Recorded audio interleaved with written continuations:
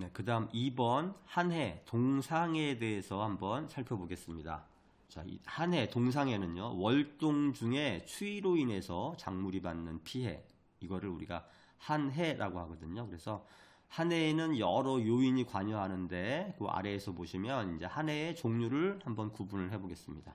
한해의 종류, 동상해의 종류는요, 먼저 동상해가 있습니다. 온도가 지나치게 내려가서 작물의 조직 내에 결빙이 생겨서 받는 피해, 여기 결빙이 생겨서 받는 피해를 우리는 동해라고 하고요.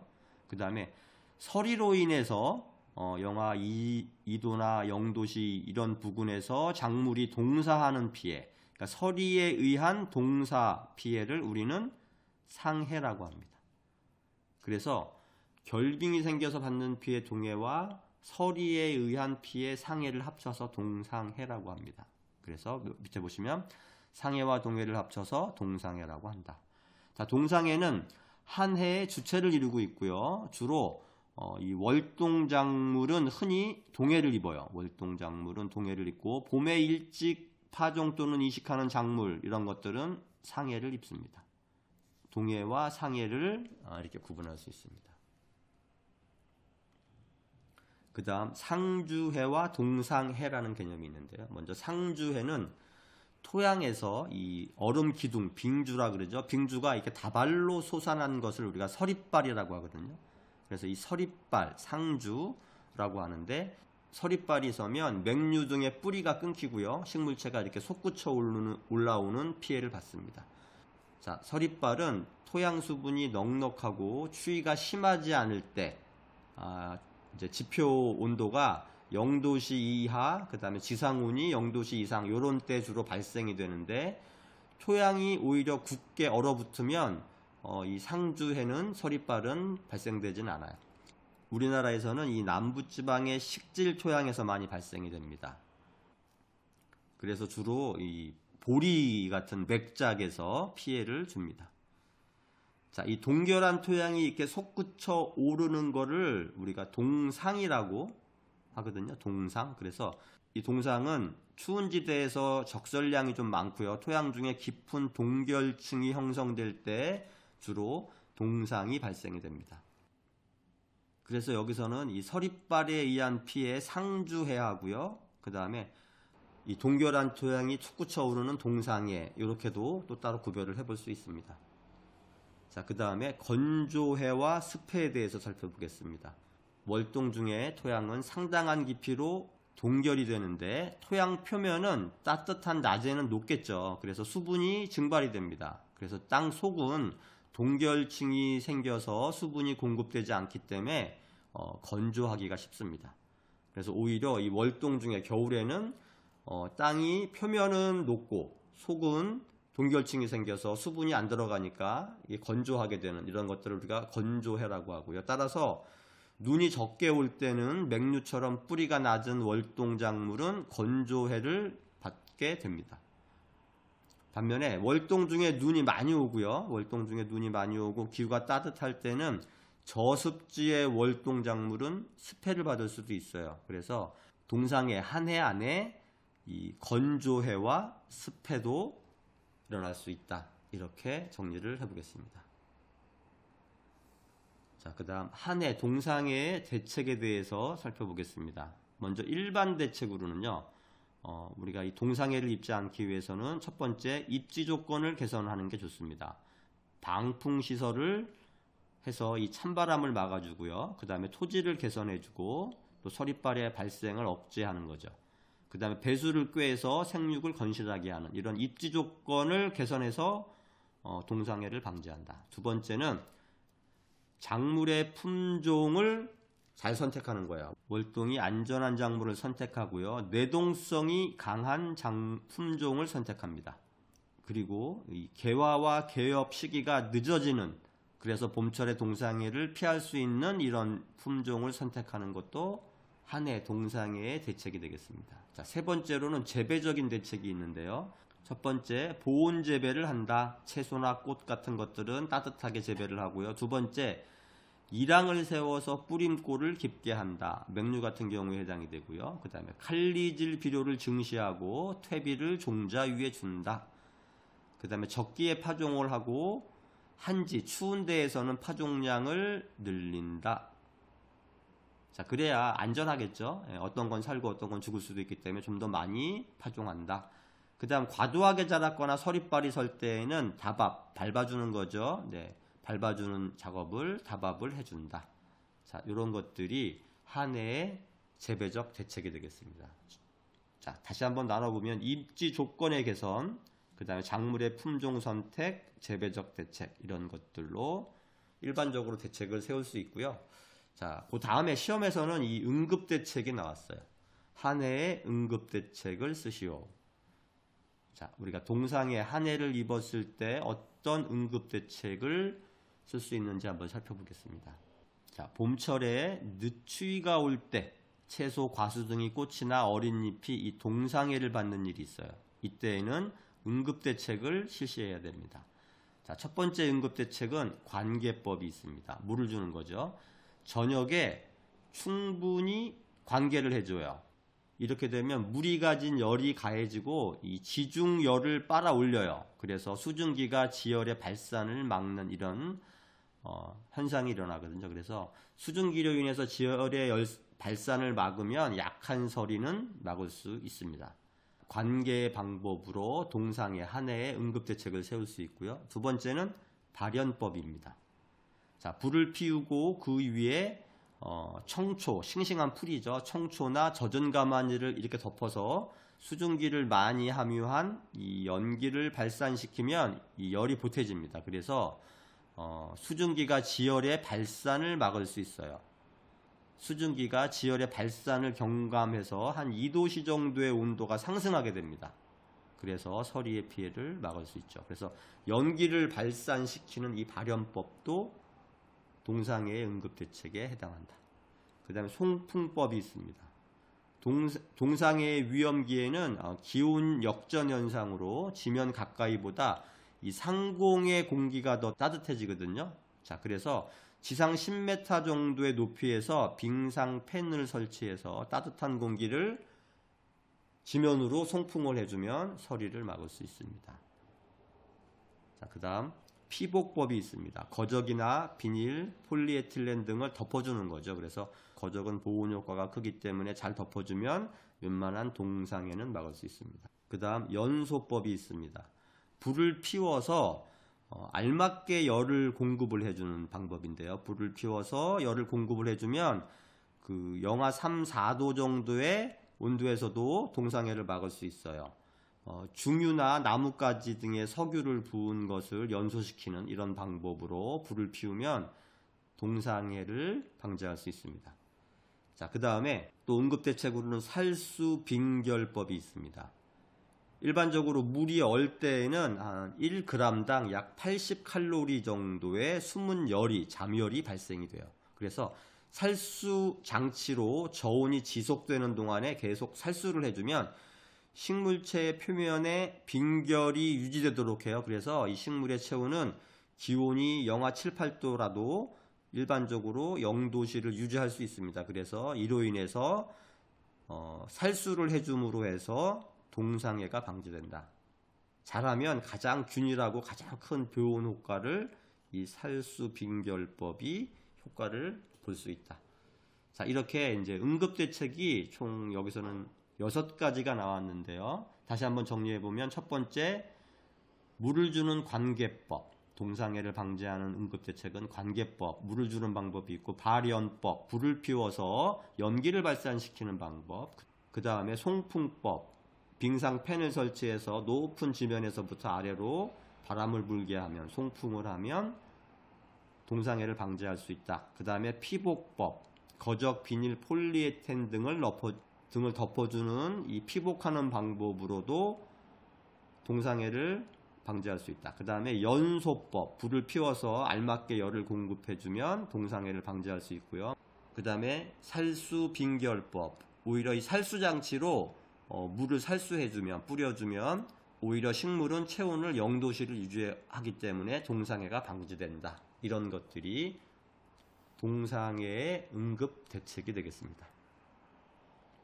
자, 그 다음에 사후 대책도 시험에서 한번 나왔어요. 밑에 보시면 동상의 사후 대책이 있거든요. 사후 대책으로는요. 우선 피해가 가벼울 때는 이 속효성 비료를 추비해 주고요. 그 다음에 요소를 옆면 살포해 주는 이런 방법을 통해서 생육을 촉진시킬 수 있습니다. 자, 동상해를 입은 그 이후에는 이런 조치들을 해주는 게 좋다, 이런 의미겠습니다. 그 다음에 피해가 심한 경우에 이제 동상해를 입은 피해가 심해졌어요. 이런 상태에서는 어차피 못 살 거 아니에요. 그러니까 대파, 다시 다른 작물을 파종하는 이런 일을 하는 게 낫다, 이런 의미고요. 그 다음에 과수류에서 동상해를 입으면 이 낙화하기 쉽거든요. 그러니까 이 적화를 늦추어주는 이런 방법도 사후 대책이 됐고요. 그 다음에 병충해가 만연되지 않도록 방제를 잘해주는 것, 이런 것들이 동상해의 사후 대책에 포함이 되겠습니다. 자, 그 다음 3번 작물의 내동성에 대해서 한번 살펴보겠습니다. 내동성이라는 거는요, 이 추위를 잘 견디어내는 식물의 성질, 이걸 우리는 내동성이라고 합니다. 자, 추위를 잘 견디는 성질이 내동성인데요. 내동성은 가을에서 겨울 동안은 커지겠죠. 왜냐하면 추워지니까요. 그 다음에 봄에는 오히려 따뜻해지니까 작아지는 성질이 있고요. 질소가 과다하면, 질소를 너무 많이 주면 내동성을 약화시키는 경향이 있습니다. 내동성은 약화가 된다. 그 다음에 휴면 중에, 겨울잠을 자는 중에는 내동성이 커진다. 이런 특징들이 있어요. 자, 그래서 내동성의 형태적 특징, 그 다음에 발육단계의 내동성, 그 다음에 내동성의 계절적 변화, 이런 것들을 한번 살펴보겠습니다. 자, 첫 번째, 내동성의 형태적 요인. 내동성이라는 게 추위를 잘 견뎌내는 성질이라 그랬잖아요. 자, 내동성의 형태적 특질은, 내동성이 있는 작물은 포복성인 것이 직립성인 것보다 내동성이 강하다. 그러니까 이렇게 뿌리와 잎을 이렇게 땅 지면에 펼쳐서 자라는 식물들 있죠. 이런 포복성 식물들이 꼿꼿하게 위로 자라는 직립성인 것보다는 내동성이 강하다. 두 번째, 관부가 깊어서 생장점이 땅속 깊이 있는 것, 이런 것들이 기온 저하가 같더라도 생장점의 온도 저하가 덜하겠죠. 그래서 생장점이 땅속 깊이 있는 것들이 내동성이 크다, 이렇게 볼 수 있고요. 자, 그 다음에 잎 색깔이 진한 것이 내동성이 강하다. 그 다음 이 발육 단계에서는요, 생식 생장기에는 내동성이 약해져요. 그리고 수인기와 생식기관은 내동성이 가장 약한 걸로 알려져 있습니다. 자, 겨울 추위에 우리가 이 생식과 관련된 생장기와 생식기관은 내동성이 약하다. 자, 그 다음 내동성의 계절적 변화를 살펴보겠습니다. 작물을 경화시키면, 이 경화라는 게 뭐냐 하면요, 월동 작물이 밑에 설명이 되어 있는데 경화 하드닝이라 그래요. 하드닝은 월동 작물이 5도씨 이하의 저온에서 계속 처하게 되면 이 내동성이 증가하거든요. 5도씨 이하 저온을 계속 줘서 내동성을 증가시키는 현상, 이걸 우리가 경화라고 합니다.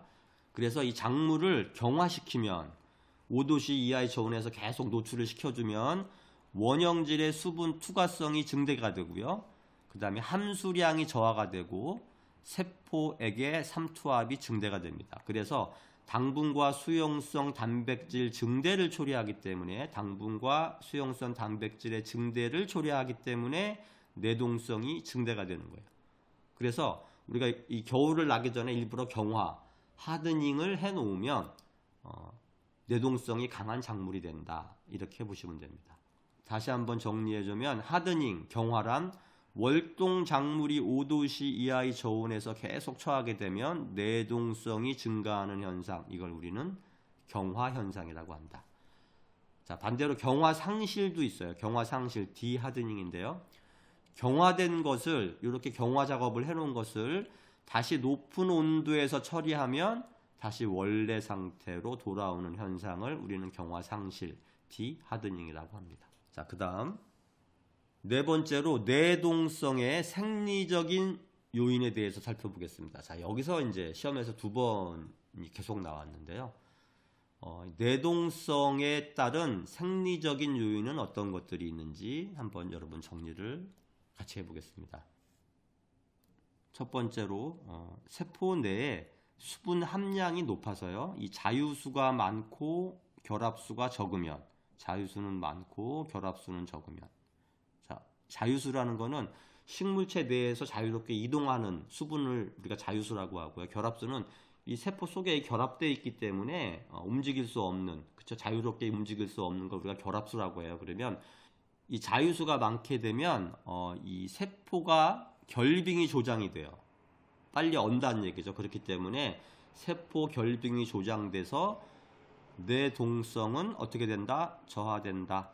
자, 자유수가 많고 결합수가 적으면 뇌동성이 저하된다. 이렇게 정의를 하나 하고요. 그 다음 원형질의 친수성 콜로이드가 많으면 세포 내에 이 결합수가 많아지기 때문에 상대적으로 자유수는 적어지겠죠. 그래서 원형질의 탈수 저항성이 커집니다. 그렇게 되면 세포의 결빙이 경감이 되고요. 이로 인해서 뇌동성은 커진다. 이 콜로이드라는 거는 이 생물체를 유지하는 가장 작은 입자인데, 이 입자가 주로 물과 친한 친수성이면, 우리 단백질 같은 이런 것들은 다 친수성이에요. 그런데 철, 강철, 쇠 이런 것들은 소수성이라고 합니다. 그런 콜로이드는 물과는 연관이 별로 없죠. 그래서 이 원형질 속에 친수성 콜로이드가 많게 되면 결합수가 물을 끌어들이는 성질이 많은 거니까 결합수가 많아지고 자유수는 적어지게 됩니다. 그렇기 때문에 탈수 저항성이 커지고 세포 결빙이 경감이 되고, 그래서 내동성은 커진다. 이렇게 정리를 해볼 수 있습니다. 자, 그 다음에 전분 함량이 많으면, 그러니까 전분 함량이 많으면 당분의 함량은 낮아지거든요. 자, 이렇게 되면 내동성은 저하가 된다. 그리고 반대로요, 당분 함량이 많으면 세포의 삼투압이 높아져서 원형 단백질의 변성을 막고요. 이로 인해서 내동성은 커집니다. 그리고 이 당분 함량인 경우에는 당분 함량이 많으면 내동성은 커진다. 그러니까 전분은 내동성을 저하시키고 당분은 내동성을 크게 한다. 이렇게 정리할 수 있겠죠. 자, 지방의 함량은 그럼 어떤가? 지방 함량이 높으면 어는 점이 높아지죠. 네, 그래서 어는 점이 높아지기 때문에 내동성은 어떻게 된다? 커진다. 그래서 내동성은 커진다. 자, 그 다음에 그 SH기가 많은 것은 SS기가 많은 것보다 원형질의 파괴가 적어집니다. 이로 인해서 SH기가 많은 것들이 이 기계적인 인력을 받을 때 이렇게 미끄러워지기 쉽거든요. 그래서 미끄러워지기 쉽기 때문에 원형질의 파괴가 적습니다. 그러면 원형질의 파괴가 더 작기 때문에 내동성은 커진다. 자, 다시 정리하면 원형질 단백질에서 SH기가 많은 게 내동성이 더 크다. 이렇게 정리해 볼까요? 네. 그리고 그 다음은요, 이 원형질의 이 점도가 낮고 연도가 높은 거.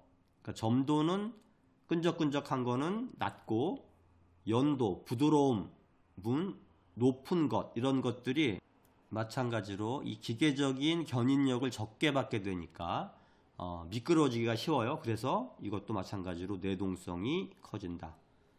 원형질의 점도가 낮고 연도가 높은 것이 내동성이 크다. 이렇게 정리를 하고요.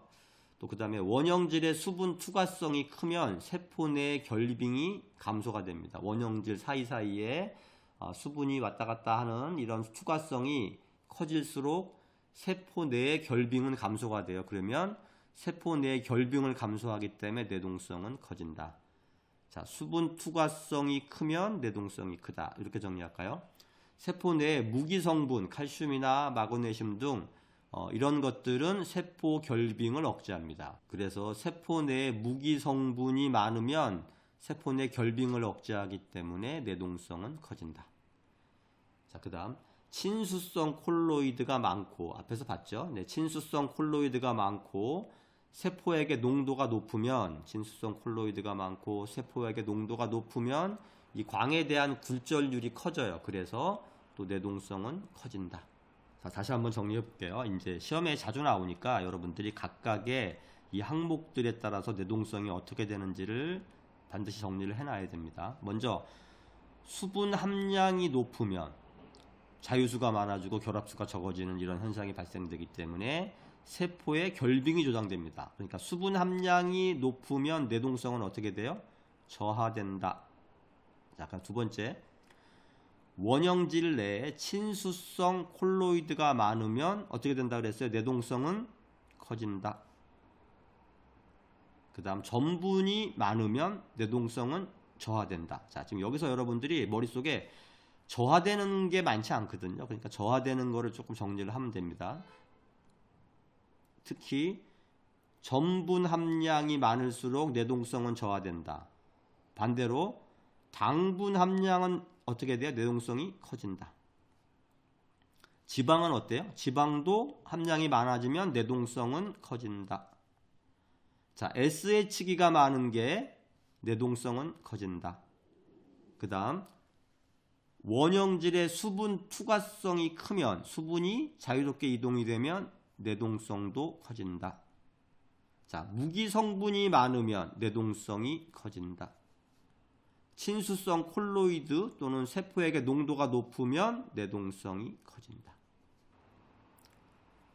그래서 여기서 내동성이 저하되는 요인이 크게 보면 두 가지 정도 있죠. 네, 그걸로 먼저 한번 정리를 해보는 겁니다. 첫 번째, 이거는 그냥 암기하시면 되겠죠. 첫 번째, 수분 함량, 그렇죠? 수분의 함량이 높아지면 내동성은 저하가 된다. 첫 번째. 두 번째, 또 내동성이 저하되는 요인은 전분이죠. 전분. 수분과 전분. 전분의 함량이 높아지면 내동성은 마찬가지로 저하된다. 이렇게 정리해 볼까요? 그래서 수분 함량과 전분 함량은 높을수록 내동성이 저하되고 나머지의 것들, 당분 함량, 지방 함량, SH기, 그 다음에 수분 투과성, 무기 성분 이런 것들이 많아지면 내동성은 커진다. 이렇게 나머지를 정리하면 되겠죠. 네. 그 다음 4번 내한성 식물에 대해서 살펴보겠습니다. 이것도 시험에 나온 적이 있는데요. 식물의 내한성은 이 식물이 저온에 견디는 정도를, 그러니까 내한성이라 그러죠. 자, 우리나라는 연체적 평균 기온을 5.6도, 연평균 기온을 5.6도 단위를 기준으로 합니다. 그러니까 5.6도 아래에서도 잘 자라는 작물들을 우리는 내한성 작물 또는 식물이라고 얘기를 해요.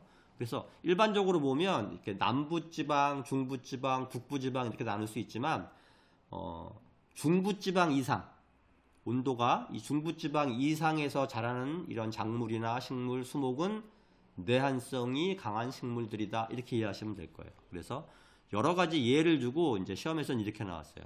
뭐 자작나무, 소나무, 배롱나무, 동백나무 뭐 이렇게 여러 개를 주고 이 중에서 내한성 수목을 고르시오. 자, 정답은 자작, 소나무, 중부지방 이상에서 많이 자라는 이런 수목이죠. 그래서 자작나무, 소나무가 정답이었다. 그래서 우리가 내한성 식물을 구분할 때 연체적 평균 기온이 몇 도다? 5.6도다. 이런 정도는 상식으로 좀 알아두면 좋겠습니다. 네, 여기까지 우리가 온도 환경에 대해서 학습을 해봤습니다. 온도 환경이 양이 좀 많아요. 그리고 출제 빈도도 좀 높은 편입니다. 온도 환경을 잘 정리해두면 분명히 좋은 성적을 받을 수 있습니다.